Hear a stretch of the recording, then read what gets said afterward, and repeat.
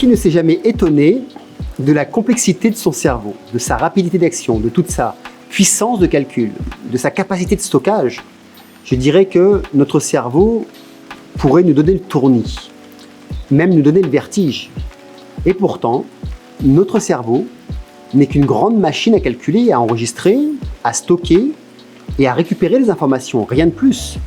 Et force est de constater que 2020, ça a été une année à dure épreuve pour lui. Pour certains, il a chauffé, pour d'autres, il a explosé, et pour d'autres, il n'y avait rien, le vide total. Et au-dessus de notre cerveau, au-dedans, ou peut-être au-dehors, il y a notre esprit, qui lui, on va dire, prend les commandes. Et parfois, disons même dans la majeure partie des cas, pour ceux qui ne font pas attention, il prend les commandes dirigées par des conditionnements extérieurs, alors que ça devrait être à nous de tenir les rênes.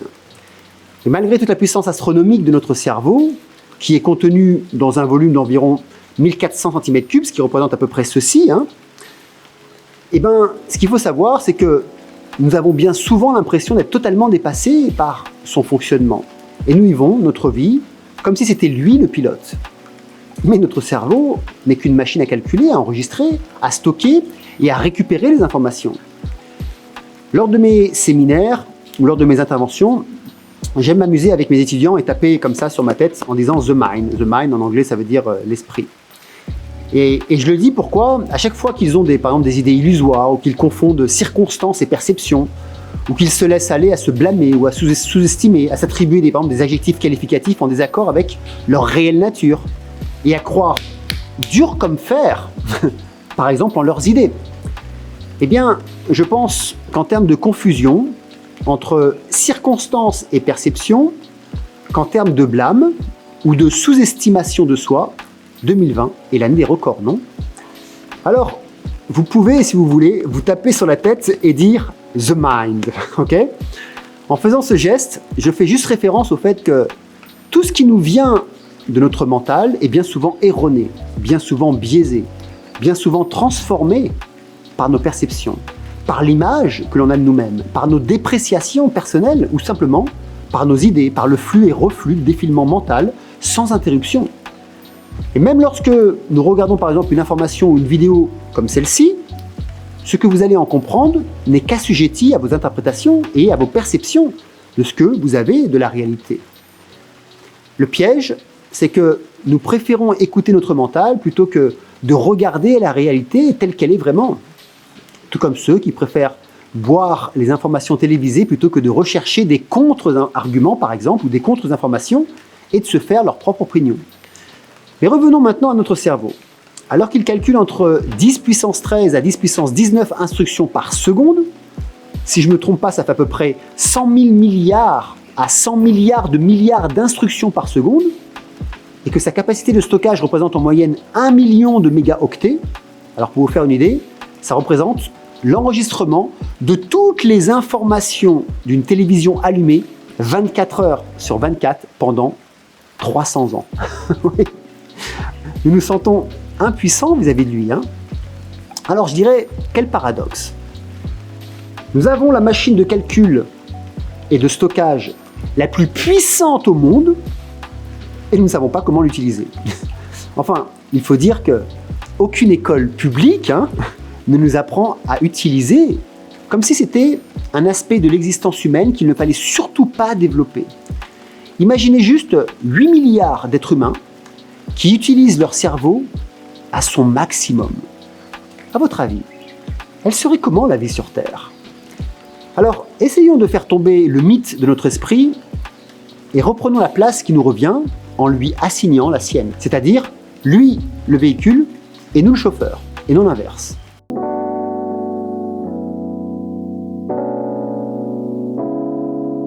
Alors, ceux d'entre vous qui ont déjà pratiqué la méditation Anapanasati vont comprendre rapidement de quoi je parle. Pour les autres, je m'explique. Anapanasati est une des plus anciennes méditations bouddhistes. Il est d'ailleurs dit que le Bouddha historique, Siddhartha Gautama, fit cette méditation lorsqu'il atteint son éveil. Donc pendant cette méditation, après avoir calmé d'abord les membres, après avoir calmé la respiration, après avoir calmé la totalité de vos organes, les grattements, vient la seconde étape, celle de calmer les objets mentaux, c'est-à-dire les idées, les perceptions, les sensations, les imaginations. Puis arrive la troisième étape, c'est-à-dire l'observation de l'esprit, the mind, pour tenter de le libérer. On voit bien dans cette pratique, l'esprit arrive après le mental. Ce sont deux entités distinctes. Le mental, à ce stade de la méditation, bien sûr, a reçu l'ordre d'arrêter gentiment tout calcul inutile et encombrant. Alors je vous fais simple, bien sûr. Et ce qu'il faut comprendre, c'est qu'à ce stade, nous réduisons nos capacités mentales à 3 choses simples. Et oui, je sais, c'est pas beaucoup. Mais vous allez voir qu'il n'y a en fait que ça. Et que durant cette année, et toutes les autres aussi d'ailleurs, vous n'avez fait que 3 choses et rien d'autre. Vous allez vite comprendre ce que The Mind fait durant toute votre journée, et puis aussi toute votre vie, mais aussi la mienne aussi. Alors faisons un exercice rapide. Pour ça, notez ce qui vous vient à l'esprit. Non pas en nommant un nom, une couleur, une idée ou une sensation, mais en réduisant tout ce qui arrive à votre mental, en venant de lui à ces 3 simples choses. Quand vous voyez, quand vous entendez, quand vous ressentez, quand vous percevez, quand vous sentez ou quand vous goûtez quelque chose, ne nommez plus ce que vous faites en disant « Ah oui, cette couleur, elle est belle » ou « Ce gâteau, il n'est pas bon » ou « Mon dos me fait mal » par exemple, ou « J'ai des frissons agréables dans le bras » ou alors « Ce film n'est pas mal, mais sans plus » ou encore « Je suis énervé par les actes de dictature qu'on nous impose », peu importe. Mais remplacez simplement l'étiquette mentale par « plaisant »,« déplaisant » ou « neutre ». Ça donnera quelque chose du genre « Ah, cette couleur est belle ». Et là, vous allez dire « Non, non, cette couleur est plaisante ». Ou quand vous avez dit que ce gâteau n'est pas bon, vous allez dire « ce gâteau est déplaisant ». Ou quand vous avez dit par exemple que mon dos me fait mal, vous allez dire « mon dos est déplaisant ». Si vous aviez des frissons agréables dans le corps, plutôt que de dire « j'ai des frissons agréables dans le corps », dites juste « plaisant ». Si vous allez au cinéma et vous dites « tiens, ce film est bien, mais sans plus », vous dites juste « neutre ». Si vous avez été énervé par la dictature et les actes de dictature qu'on nous impose, dites juste déplaisant. Si par exemple vous dites le virus va tous nous tuer, dites humoristique. Voilà, si vous voulez, amusez-vous à faire ça et vous allez découvrir à quel point c'est surprenant. Je vous conseille ensuite d'y penser, ok ? Pour tout ce que vous faites dans votre quotidien.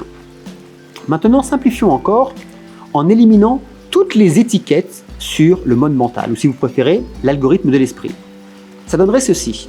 Vous n'allez plus dire mon dos est plaisant, le gâteau est déplaisant, les lois de dictature sont déplaisantes. Vous allez juste dire plaisant, plaisant, neutre, déplaisant, plaisant, plaisant, neutre, déplaisant.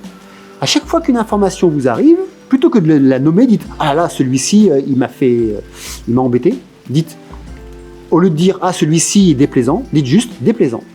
Si quelqu'un vient vous faire un gros bisou, dites juste « plaisant ». Voilà, on ne nomme plus rien. À ce stade, on enlève tout. Il n'y a plus rien, hormis les 3 réactions de l'esprit, qui se résument en fait à trier les choses en 3 catégories, plaisantes, déplaisantes et neutres. Et c'est ainsi que toute cette année, mais aussi toute notre vie est réduite à 3 simples réactions mentales. Et nos actions et choix sont juste subordonnés à ces 3 impulsions. Alors c'est sûr que, dit comme ça, la complexité de notre cerveau, ou l'idée occidentale plutôt, que l'on se fait de l'esprit, devient tout d'un coup un peu moins brillante. Notre cerveau va très vite, c'est sûr, mais en même temps, il n'oscille que sur ces 3 pulsions d'information envoyées par notre mental. Mais si vous regardez bien, toutes nos actions et nos choix d'action sont subordonnés à ces 3 instances mentales. Et en fonction de l'étiquette choisie, les vôtres, par exemple, plaisant, déplaisant ou neutre, vont découler les actions et les choix que vous allez mettre en place. Cette découverte, en fait, elle n'est pas nouvelle, puisqu'elle est stipulée dans un des ouvrages bouddhistes intitulé le Vishuddhimagga, qui est le chemin de la pureté. Et cette compréhension mentale date au minimum de 2500 ans, voire plus. Seulement, à tellement nous en mettre chaque jour, un peu plus, dans notre esprit, les informations, la surinformation, la confusion, à pousser notre cerveau à stocker, à calculer plus vite chaque jour, nous avons tout simplement perdu l'essentiel. La simplicité de l'esprit, et donc la simplicité de la vie. Pensez différemment. Changez, si vous le pouvez, votre vision de vous-même. Changez votre vision du monde. Et c'est toute votre vie qui sera transformée. Nous sommes tous maîtres de notre destinée. Et pour ça, il suffit juste de reprendre notre place. Notre esprit, le véhicule, et nous, le chauffeur, et non l'inverse. Et pour finir, je vous pose une question. Comment s'est passée cette année pour vous, en règle générale? Plaisante, neutre ou déplaisante?